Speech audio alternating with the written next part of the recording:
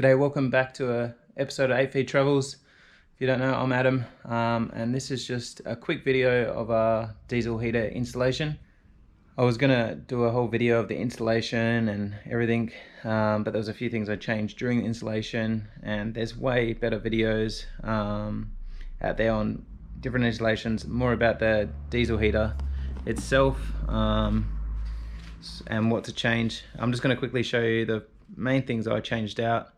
For one, which were most of the recommendations, and yeah, let's get into it. So first of all, you'll see a lot online. I brought mine from Aussie Outback Store, which is pretty much the same as the eBay. It is exactly the same model as the eBay Chinese one. It comes with things like the plastic 10-litre fuel carrier, you know, your hose, and all the stuff, you know, the filter. But yeah, I'll quickly take you through things I changed. So this is the fuel hose it came with. It reminds me of pretty much stuff I used to use on my fish tank. Sitting on the van, I didn't want that to just sit there and probably deteriorate pretty quickly, so I did try to get this stuff everywhere, from Repco, all places like in Perth anyway, and no one seemed to really stock this exactly like 7mm like hard nylon tubing. Lucky enough, one of my mates, Kim, he had some from his diesel heater. He's got one of the portable eBay ones that he had for his MDC, and that he used when we went to Dongara last year. But yeah, so he still had some left over, and now I've got some again. If you do purchase directly from Aussie Outback Store or eBay, you can buy like a kit, and it comes with all this extra stuff that doesn't.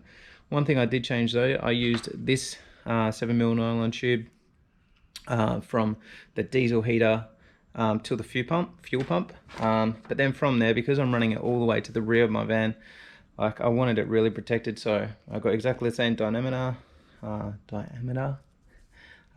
in proper diesel tubing from a place in Canning Vale called the Tube Shop. If I haven't got that right, I'll put it in the description of where I got it from. It's cheap as, you know, it's really protected. I get a good seal, and you just got to make sure when you're joining this and that together, you put it both together as, you know, I think it's John MK47 channel. You just got to make sure you don't leave any air pockets in there. Also from that same channel, I use this as the base instead of paying $150 to $200 on a proper fitted base. Just use this, drilled in. I'll show you some of it anyway, because you will see some of the installation. This is the filter it comes with, the diesel filter, and as you can tell, it's pretty, you know, it's pretty basic, and I upgraded that as well. I'll be taking all this on our trip with us, mainly just because, you know, just in case something comes loose. If I make any modifications, there's one thing I want to change already, which is they only give you one certain length of muffler, or the muffler and the fuel, not the fuel hose, the exhaust hose. So yeah, I want to put another section on that to get it on the opposite side of the van from where it is. I also purchased a tank holder on the rear of my van, straight from Diesel Heat Australia. Really good. They were good to deal with as well. It did take long because they are in Tassie, and as you know, there's a few restrictions on in Australia all over the place, so that took a while, but lucky enough got here, and yeah, it's all good. Alright, I'll quickly take you through the van, take you where I've put it, and then I'll put on some clips, and then yeah, alright, let's go. Alright, so this is where I've mounted it, just behind here, plenty of protection. You know, this thing here is nice and solid. I was worried in there, but like, you know, you can see how solid that's with a fair bit of push, and that's still not moving. I haven't found it hard to refuel either, you know. Alright, take you inside the van. It's a bit messy. We leave tomorrow for our 7-week trip, and there it is. Now I might eventually put another tube on here. At the moment I just left it because I thought, you know, that's only just so you don't get pressurized underneath your bed, because it's just, you know, getting suction. But yeah, so I suppose if I do want cool air coming from there, I might just quickly just put a little one of these there, but I'll take that with me. You can see all my cabling hasn't been finished yet, this because I wasn't too sure exactly where I wanted to put it. I'll show you where it is for now though. And we've already done a few tests with it, but I've been pretty happy with it so far. Oh, it's already fallen off just because I'm using some tape. Oh. And yeah, there it is there. Jessie also has a remote on her side because this one comes with a remote. I don't know if you can see it there. One of the questions was asked, why did I, when I put this on Facebook and that the other day, why did I mount it that way? It was really just so I can get the center of this airflow straight down that way. Just because if I mounted it that way, you know, I probably could have angled it, but I just thought easier this way. When I measured out our seats as well, at the moment we do keep them under here, so yeah, just measured out seats. I thought, oh, this is the best to maximize space. I do want to put a little barrier around that eventually, because as you know, it's a little diesel and it does get hot. But yeah, straight down the van. And I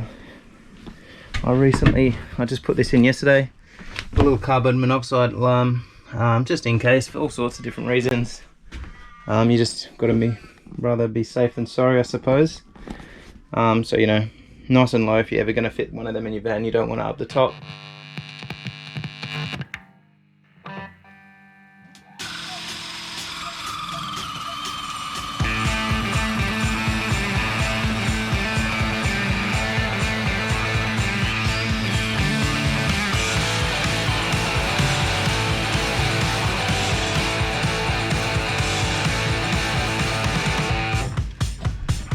There she is.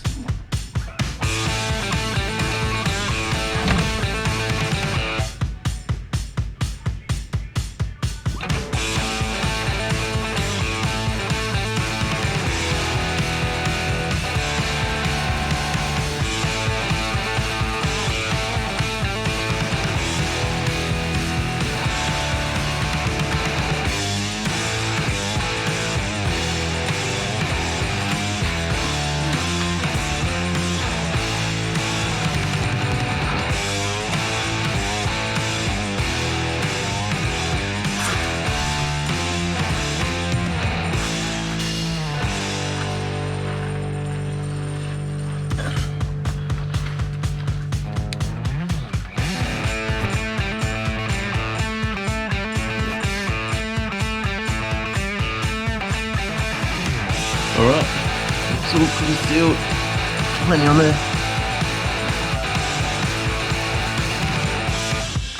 Sweet.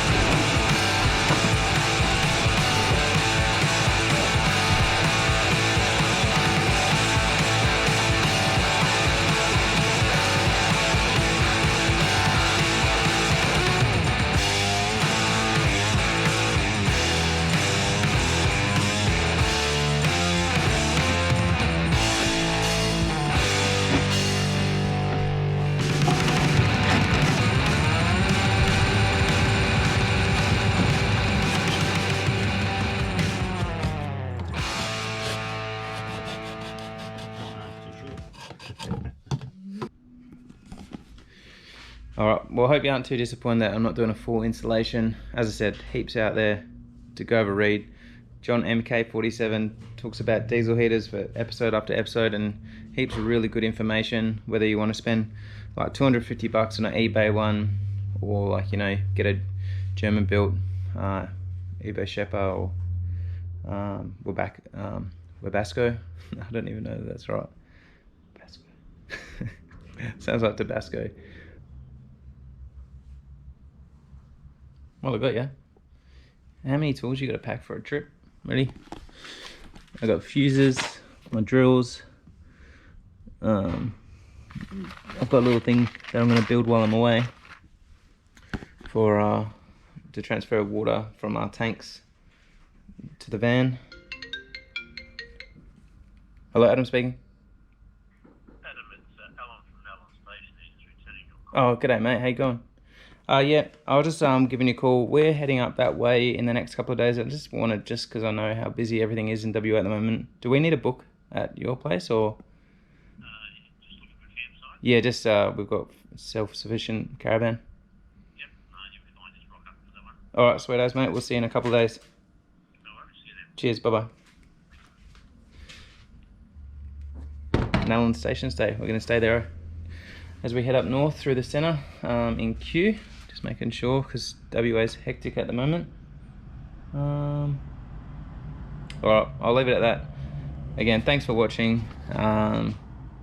See how you go. If you've got any questions, just give us a call. If you've got any questions, just send us an email or shoot us a message and we'll get back to you. All right, till next time. Cheers.